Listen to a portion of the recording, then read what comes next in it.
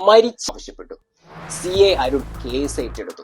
അവർ ആദ്യം പറഞ്ഞു മരിച്ച ആളുകൾ മെസ്സേജ് അയക്കില്ല, ആരോ അവന്റെ ഫോൺ ഇപ്പോഴും ഉപയോഗിക്കുന്നുണ്ട്. പോലീസിന്റെ കണ്ടെത്തൽ ഫോൺ ഇപ്പോഴും ആക്റ്റീവാണ്, പക്ഷേ ലാസ്റ്റ് ലൊക്കേഷൻ അത് ഓഫാണ്, ട്രേസ് ചെയ്യാൻ പറ്റുന്നില്ല. അതായത് ആരോ നിഖിലിന്റെ ഫോൺ എടുത്തിട്ടുണ്ട്, പക്ഷേ ഇത് ഇപ്പോഴും ഹൈഡ് ചെയ്യുകയാണ്. അദ്ദേഹത്തിന്റെ ലാപ്ടോപ്പ് കണ്ടെടുത്തു. നിഖിലിന്റെ ലാപ്ടോപ്പ് തുറന്നു നോക്കിയപ്പോൾ പാസ്വേഡ് കറക്റ്റ് ആയിരുന്നു. അതെ, ആ പാസ്വേഡ് വെച്ച് അവർ തുറന്നപ്പോൾ അകത്ത് ഒരു വീഡിയോ ഫയൽ. ആ വീഡിയോയിൽ കണ്ടത് നിഖിൽ സംസാരിക്കുകയാണ്.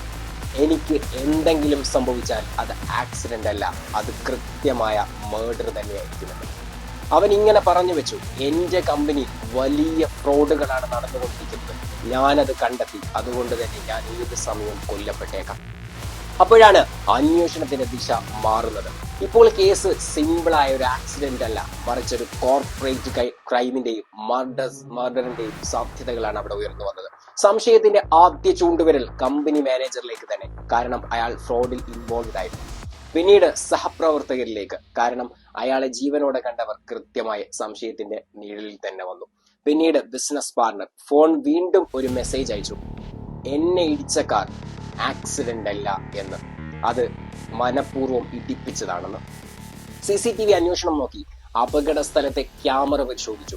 കാറ് സ്പീഡ് കൂട്ടി നേരെ വന്ന് നിഖിലിനെ മനഃപൂർവ്വം ഇടിക്കുന്നതായിരുന്നു. ബ്രേക്ക് ഇല്ലാഞ്ഞിട്ടല്ല, ബ്രേക്ക് ചവിട്ടാതെയായിരുന്നു ആ കാർ വന്നത്. അതുകൊണ്ട് തന്നെ അതൊരു ആക്സിഡന്റ് അല്ലായിരുന്നു, ഡെലിബറേറ്റ് ഹിറ്റ്.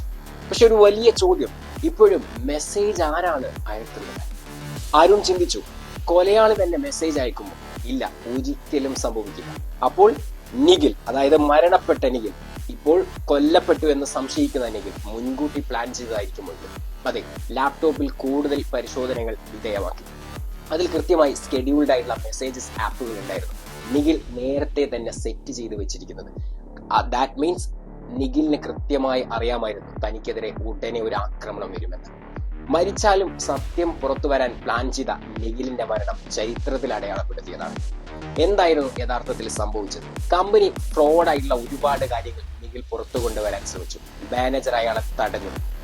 അയാളുടെ ഭീഷണികൾക്ക് മുന്നിൽ വഴങ്ങാത്ത മാനേജർ അയാളെ ഒരു ആക്സിഡന്റൽ ഡെത്ത് പോലെ കൊല്ലാൻ വേണ്ടി കൊട്ടേഷൻ കൊടുത്തു. ഇതെല്ലാം നിഖിൽ മുൻകൂട്ടി മനസ്സിലാക്കിയിരുന്നു. അരുൺ മാനേജറെ ചോദ്യം ചെയ്തു, തെളിവുകൾക്ക് മുന്നിൽ, അതെ, വീഡിയോ ഫുട്ടേജിന് മുന്നിൽ, CCTV ഫുട്ടേജ്, ഫിനാൻഷ്യൽ റെക്കോർഡ്സ് എല്ലാം വെച്ച് ഓരോ നിമിഷവും അയാളെ ചോദ്യം ചെയ്തു. അയാൾ തകർന്നു. അയാൾ ഒടുവിൽ കുറ്റം സമ്മതിച്ചു. അരുൺ പറഞ്ഞു വെച്ചു, നീ അവനെ കൊല്ലാൻ ശ്രമിച്ചു, പക്ഷെ അവൻ മരിച്ചിട്ടും നിന്നെ തോൽപ്പിച്ചു. കൃത്യമായി ഷെഡ്യൂൾ ചെയ്ത മെസ്സേജിലൂടെ തന്റെ ഘാതകരെ തെളിയിച്ച ആ മനുഷ്യൻ ഇന്ന് മരിച്ചിരിക്കുന്നു. ചില മനുഷ്യർ മരിച്ചാലും അവരുടെ സത്യം ജീവിക്കുമെന്ന് കേരള പോലീസ് അന്ന് അവരുടെ ഫയലിൽ രേഖപ്പെടുത്തി. ഈ കഥ കേൾക്കുമ്പോൾ എന്താണ് നിങ്ങൾക്ക് തോന്നുന്നത്?